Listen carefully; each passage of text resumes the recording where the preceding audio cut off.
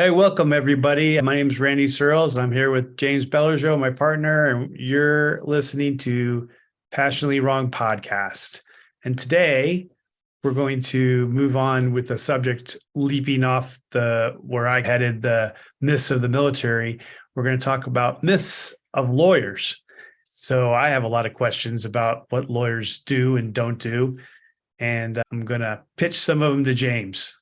All right. And before you start, I'm going to remind myself of one of the lawyer jokes I know. I try not to remember too many, and that is, how many lawyer jokes are there? I think is the way it goes. And the answer is only one. All the rest are true stories. So we'll see how many true stories we can come up with today, Randy. What's on your mind? Well, actually, I know there's different kinds of lawyers, and there's probably jobs out there that lawyers do that I wouldn't expect, because for the longest time, probably all the way to my 40s, I just thought lawyers were preparing to go to court, going to court, winning and losing cases, and then moving on to the next case. But I don't think that was your experience for most of your career. I don't know if you've ever been in a real court, to tell you the truth. And I guess the first question I have for you is what kind of lawyer are you? And then what kind of lawyers are there out there? Okay. So even for lawyers who specialize in litigation, which is going to court, they don't spend most of their time in court. And most court cases never actually see the inside of a courtroom. Something like 90 to 95% of both civil and criminal cases settle before trial. There are still tons of trials and tons of lawyers in court all the time, which makes you think, how can that be? There's a lot of cases. So what kind of lawyer am I? I would say I didn't actually intend to be a lawyer. I went to law school and business school at the same time. I got a combined degree, or I did a combined program with the intention of going directly into a business career, because I thought, okay, a legal degree might be helpful to me in a business career.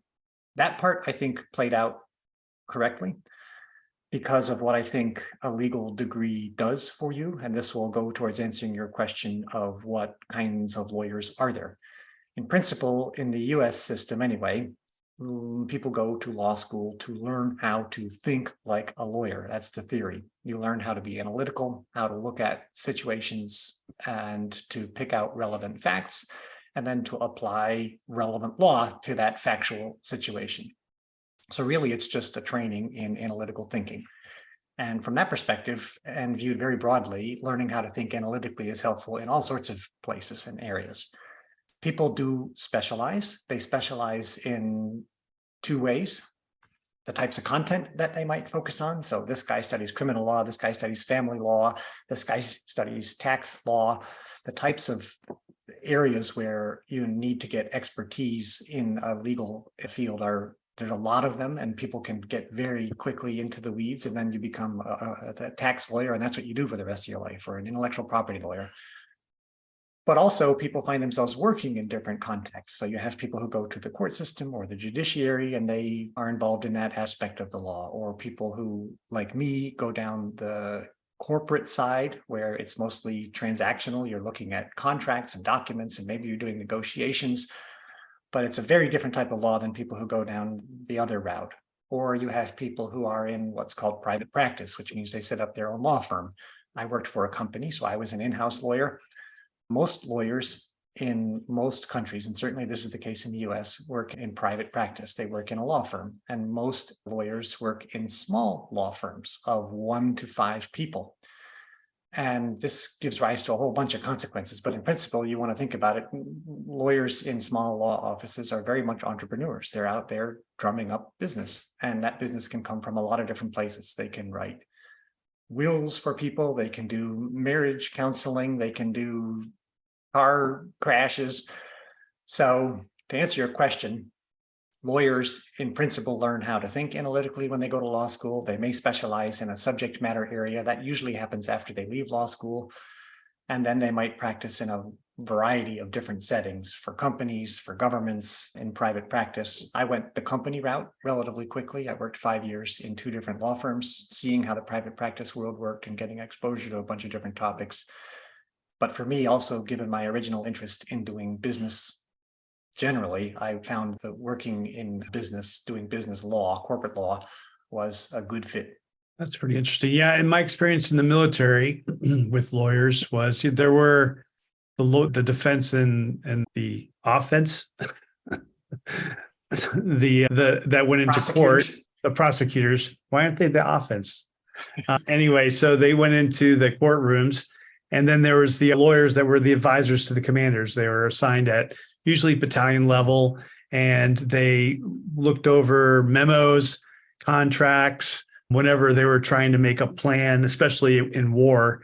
The lawyers would look over the operation plan, and they would have to sign off on it. This looks like it's all legal, and I think nowadays they're probably even more important with all of the sensitivity. If you put a memo out, hey, don't use that word, change that word to this word, so you're not offending people of a certain trans or whatever, or LBGQRTF, whatever the letters are nowadays. They do a lot of that. But they were just advisors. The commanders made the final decision. So a lot of times, and I think we talked about this before, it was just like, hey, I want to do this. How do I do that legally?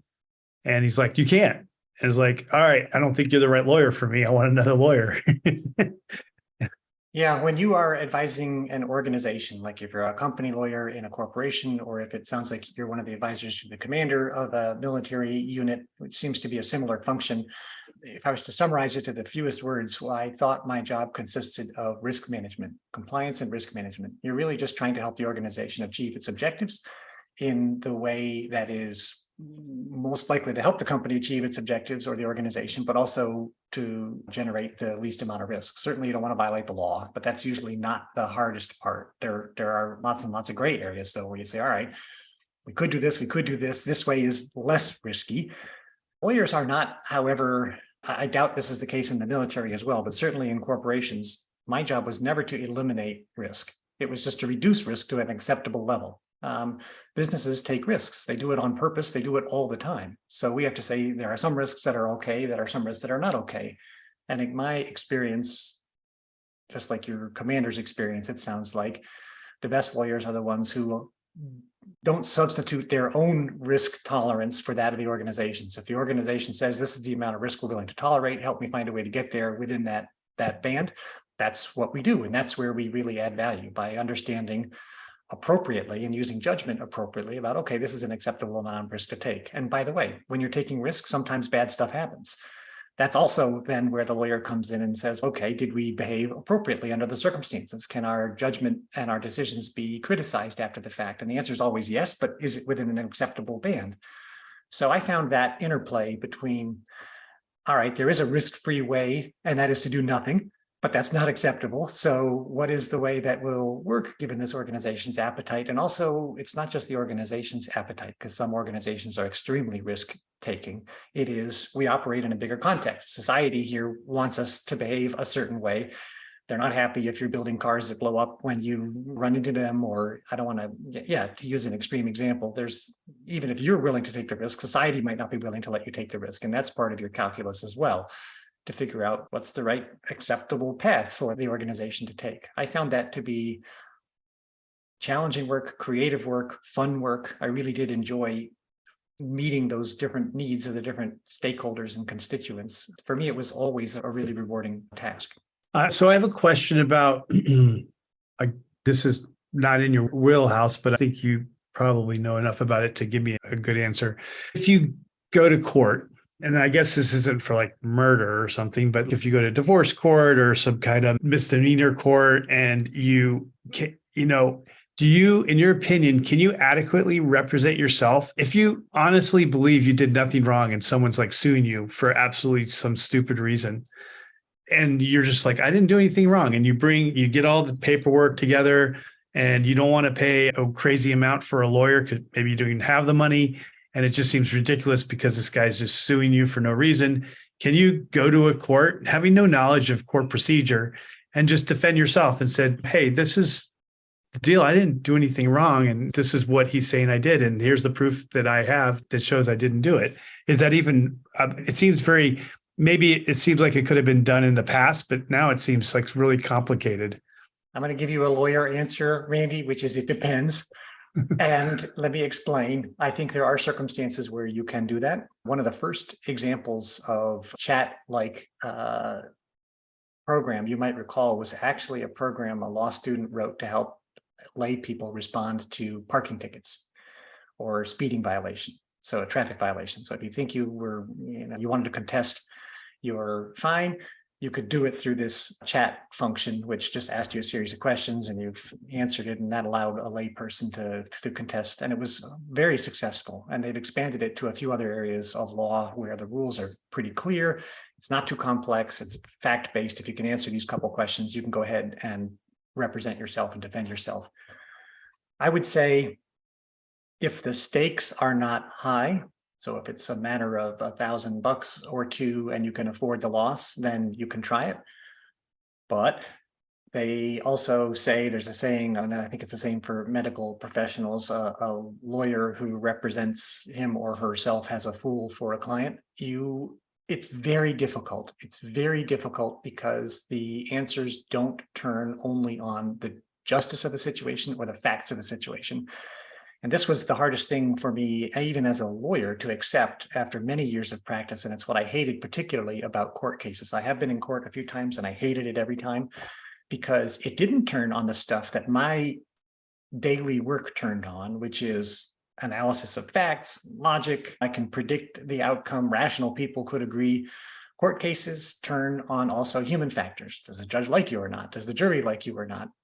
And, however, also the bizarre application of sometimes arbitrary and strange seeming rules. So if you don't know the rules, you can have all the facts on your side, you could be sympathetic, but you can get totally screwed because of a procedural problem. You didn't give notice within 30 days like you were supposed to. So it is a false economy most of the time, in my view, and I still mess this up myself. I have an example just this week of having not gotten a lawyer to review the lease agreement when my daughter rented her apartment in the Italian-speaking part of Switzerland. Well, I can do Google Translate and read this contract, and we missed something important. So now we got to pay 6 months extra rent because we can't terminate it when we thought we could. And that was me, 30-year lawyer, missing something, which a Italian-speaking lawyer, when I finally did hire one, saw in 2 seconds and said, "Oh yeah, can't terminate until 6 months from now." I'm like, ah. So it's what I mean to say is, yeah, sometimes you can represent yourself, but I wouldn't recommend it. Not for me, not for you, not for anybody. Spend a couple $100, get some assistance. And the reason is a good lawyer who is experienced in that area will quickly be able to help you avoid obvious mistakes. You still might not win, but you can avoid obvious mistakes, like you didn't miss a deadline or something like that. Yeah, rules are complex. It is helpful to have lawyers who know those rules because they can efficiently get you a better chance of succeeding. Fair enough. I've always got a lawyer, but I've always been Buyer's remorse is real. You will regret it because it costs a lot of money and you can't tell that they're helping you. No, it's true. I hire lawyers because I know it's smart to hire lawyers, and I feel annoyed about it every time because I see how they're not as good as they could be, or they waste my time and my money, or they're service providers like anything else. Are you happy with every contractor you get to reframe your kitchen or put a new bathroom in? No, you're unhappy with those circumstances as well. That doesn't mean they aren't good at their job. It just means, yeah, service providers disappoint. Fair enough. What about technology, AI, and things like that? Is that going the direction of replacing the need for lawyers in some circumstances? And you just gave me an example of talking about your speeding tickets or something like that. But now I see all kinds of advertisements for, hey, go to our platform and you can do your will and you can do all these legal things that used to be, you could just go to a lawyer's office to get done. Now you can do a lot of this stuff online or through other means. Let's say it this way. Yes, it's already happening, and I think it can happen a lot more, and I hope it does. A lot of the things that are routine, rules-based, predictable should be replaced by AI and automation. They really should. Lawyers are expensive. They usually charge in an archaic, old-fashioned manner of an hourly rate. So if you spend 10 hours at $300 an hour, that's $3,000 of your money gone for something that automated program might be able to do for a fraction of the price and should, frankly.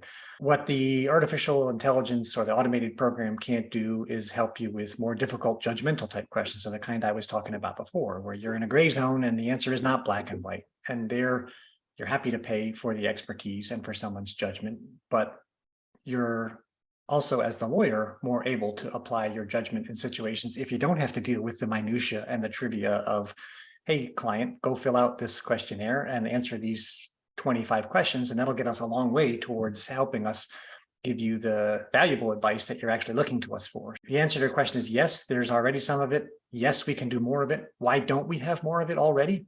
It's because lawyers jealously guard their profession, and we regulate the unauthorized practice of law. Bar associations and states have been suing these companies that are made up of non-lawyers offering legal services. It's total protectionism.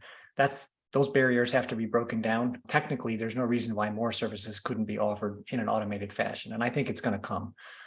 Also, and maybe only when lawyers realize that we don't want to be doing that routine stuff. I can't tell you how many contracts I reviewed, by the way, over the course of my career where I thought to myself, my God, this is such a waste of time. We're negotiating the same language, the same types of damage limitation clauses, for example, or indemnities over and over again, and it's not value enhancing for us or for the customer. I would love to be able to replace that kind of activity. Yeah, and it could be replaced. So I know the statistics are saying, like, for med school, there's actually more women in med school than men right now. So is that something that's, I feel like lawyers has always been a 50-50 in my mind. I've never really thought about it, but I just assumed that. But you went a while back, and is there any change nowadays? Is it becoming over a one sex over another or anything like that? So the 50-50 phenomenon that we observe, and it's actually for universities in general, and also in professions like law and medicine, more women now than men are going and graduating. But it wasn't that way even 30 years ago. The legal profession was pretty heavily dominated by men, more than 70-30. And because of the fact that people can practice law their entire lives long, there's no age limit or anything. As long as you're mentally proficient, you can keep practicing law. There's still there's more men than women practicing lawyers. Probably about 60-40, but for 15-20 years, the number of women graduating law school has been at least equal, and now it's more than men. So those numbers are coming closer and closer together. So to answer your question, we still have more men than women who are practicing as lawyers, but more women than men are graduating as lawyers. So those numbers are getting closer. But is the reason there's more practicing because the women graduate law school and decide that's not what they want to do? I've met two women in my business that went to law school. One went to law school in Houston. I forgot where the other one went. And then they decided they would rather write books or be editors because they didn't like it. That's not what they wanted to do with their life. And they wanted to spend more family time. One, I think, is a mixture of both. And then of course, I know a lot of famous people like Megyn Kelly, who used to be a lawyer, and now she's a podcaster. And before that, she was a Fox News journalist. Is it more common for women who go to law school to say, you know what, this isn't what I thought it would be. Thanks for the knowledge. I'm going to go detour to something else. And do you think that the industry is going to still continuously have more men practicing? I don't. I think the reason for the disparity is simply historical in terms of prior graduation rates and that lawyers hang around. I do think the legal profession has not figured out how to be welcoming to women in a way that recognizes their different interests and challenges. So obviously, family and childbearing is not accommodating to women in the legal profession as it is in many professions, but law firms in particular. So I said to you, most lawyers are in private practice, and law firms have notoriously unhealthy habits when it comes to making or expecting people to work long hours. Bigger law firms in particular, which are attractive and pay good salaries, and it's a nice way to make a lot of money if you make a partner, have completely unrealistic expectations that don't match up with what I would say are many women's desires as they age. And therefore, those environments are still heavily dominated by men, more like 75-25, and even worse in some cases. That definitely is an issue with the profession, that it's not as interesting or as attractive to women. Men are stupid, if I can say it that way. We're willing to work 80-hour weeks for long times, and maybe it doesn't feel like as much of a sacrifice to us, depending on what sort of relationship we're in. So my answer to you is yes and no. In general, the reason for the historical disparity is really just the number of people who had gone to law school. Now that more women are going to law school, some environments are less accommodating, private practice, law firms. In-house, by the way, in many companies, there's more women than men working because we're better able to manage people who either want to work part-time or want to have not feel like they're sacrificing their ability to raise a family. And we see that for both men and women, by the way. It's not just that we're trying to accommodate women, we're just trying to accommodate people who want to manage their law with their law practice with their life. Okay, fair enough. So when we talked about the military, I inserted some comparisons to other militaries outside of the United States, and you worked most of your career in Switzerland. So I know that doctors in most countries, especially in most European countries and Canada that are more socialist oriented, they get paid a lot less than American doctors. And so I wonder if do lawyers get paid less in these other countries, or are they doing the same kind of things and they treated the same kind of way? I think most people in the United States, when you say lawyer, they're like, oh, and they get sick in their stomach. But I don't know if that's the same way everyone looks at it all over the world, or at least in Switzerland. So I can talk about the US and Europe. I saw a lot of lawyers across Europe in my time there, and to a lesser extent, maybe India and China. I loved practicing law outside the US because nowhere are lawyers' reputations worse, in my experience, than in the US. And we've brought it upon ourselves, and it's societal, and there's a bunch of reasons for it, which I won't go into. But I do believe that lawyers have a poor reputation in the US. I believe it's partly deserved, if not entirely deserved. And it is different, in my experience, practicing outside the US. Lawyers are still a respected profession, like they used to be in the US, by the way. In most European countries, in most countries around the world, it's an honorable profession. It is a well-earning one, relatively speaking. Yes, the US, in its exceptionalism, pays lawyers even more. Plaintiffs, attorneys in particular, if you're a class action lawyer and you win a big lawsuit, you can make a ton of money. I would say that's rare, and it's a tiny handful of people who hit the big league and make $100 million on a case or more.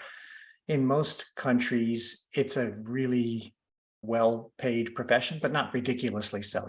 You'll make a very handsome living and you'll never have to complain. So I think the relative pay gap and the relative perception of the profession is what matters. You're respected, you earn well, you have a good quality of life.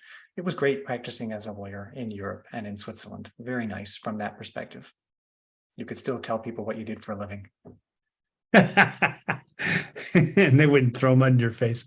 Yeah. It's also, I think, partly a question of how much competition there is for business. We have more lawyers per capita in the US than almost any country except possibly Brazil. We have 1.3 million lawyers in the US, and that is a lot of lawyers running around trying to drum up business. And remember, most of them work in small law firms of 1 to 5 people, hawking for business or looking to get business. And you see billboards everywhere and advertisements on TV, which is a special function of law practice in the US. It's the only country in the world that allows lawyers to advertise for business. That creates an impression of lawyers and them being money grubbing that is unhelpful to our reputation. That doesn't happen anywhere else. We're quiet, sit in our reserved offices and have nice carpets on the floor, and it's a more respectable atmosphere.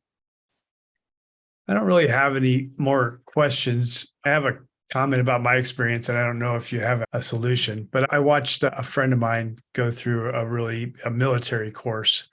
And the thing about the military is the prosecution and the defense. The prosecution is the Army. So if you do something against the Army rules, it's the Army against you. And you do get a military defense lawyer who works for the Army, and he's usually not as high in rank as the prosecutors, which to me seems like a very unfair thing. It's not, he's still got a career in the military somehow. And these people, there's not a lot of lawyers. There's a significant amount of lawyers, I guess, in respect to how many people are in the Army, but they're not, they know each other. By the time you get to a not high enough rank, you've probably worked with that guy before if you've been in for 20 years. So it seems like a damned if you do, damned if you don't. I mean, you get your military lawyer, you can hire a civilian lawyer, but that's going to cost a crap load of money. And if you're a low rank, you probably can't afford that. My friend did hire a lawyer, $1,000 a month, civilian lawyer. The trial went on for 2 years. That didn't go to trial for 2 years, but there was a lot of other stuff going on that led up to the trial. And then he won by basically proving that the person that accused him of sexual abuse lied.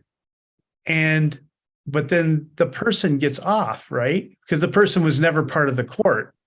And you can't sue him. You could sue him in private life. I guess he could have gone civilian and said, you ruined my career for these 2 years and I had to pay all this money out. But as a military court case, it was over. And I went to the prosecutor, who was a friend of mine, and I was like, how can the military let this happen? Well, it was the military against him and we lost. I was like, yeah, but the reason this whole thing started is because she lied. And then the military doesn't go after her because she just wasted 2 years of everyone's life to do this and all the money involved to bring in witnesses and all this stuff. Why would we do that? Why are we going to let this person get off? It was like, we can't prove that she lied. We just proved that what she said was not true in this court case. I was like, isn't that the same thing? I was like, no. And then we didn't get to bring some of this stuff, what we weren't allowed to bring forward because of this and this. And I was like, I thought the whole point of this was to get to the truth. And I don't know if you have any comments on this, but it was one of the last year or two I was in the Army. I never really was involved in anything legal in the military before. And I was a character witness for this guy. And I was just like, how the hell did this even last 2 years, cost so much money and time and effort for everybody? And then the person who started it is just a bold-faced liar, which we can't prove 100%, but she gets off scot-free. To me, that was just crazy. What you're describing, Randy, is unfortunately not uncommon. And it's something that I think gives rise to the number of people who ultimately leave the legal profession. It is many times deeply frustrating that people think people go to law school because they're greedy and they want to earn a lot of money. That's not my experience. I think most people who enter the legal profession have quite some ideals about making the world a better place, about fighting for justice, about correcting injustice. And the fact that it is not the main purpose once you're out in the real world of the legal profession to correct injustice, that is deeply disillusioning to a lot of people.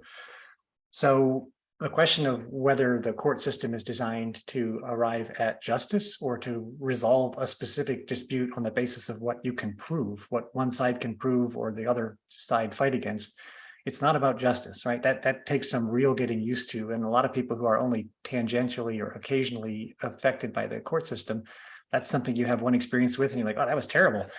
It's terrible for a lot of people all the time. You said before, how come it's not offense and defense? The reason it's not offense and defense is exactly what you were describing. On the prosecutorial side in a criminal matter, it is the power of the US government or the military in the case of a military court, which is awesome, right? They have a tremendous amount of unlimited time and resources to bring to bear against you. It is offensive, and that's why we don't call it that, because it seems too unfair.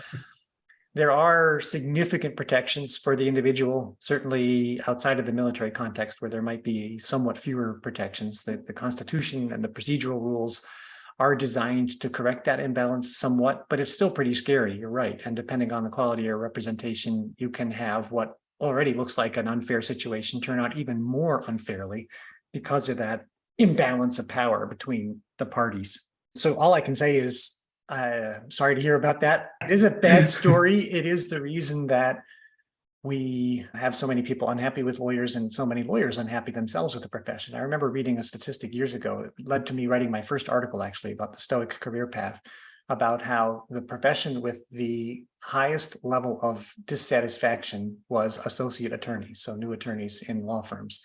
They were the least satisfied out of every professional group or employed group in the United States during this particular survey.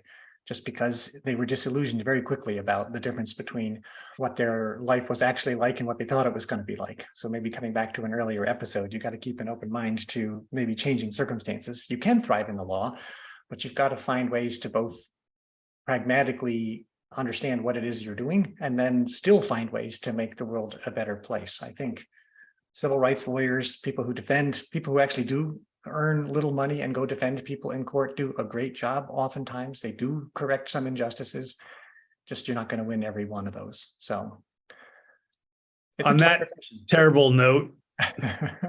Yes. All right, lawyers and the myths and the truths. I don't know if we dispelled any myths today, maybe, but I hope we've given people a more accurate sense of it's not actually an easy job, but some people do it well. All right. We'll see you next time. Thanks, everybody. We'd love to hear what you think, so please comment on the show with your thoughts. We read all of your comments. Thanks for joining us, and thanks for subscribing. See you next time.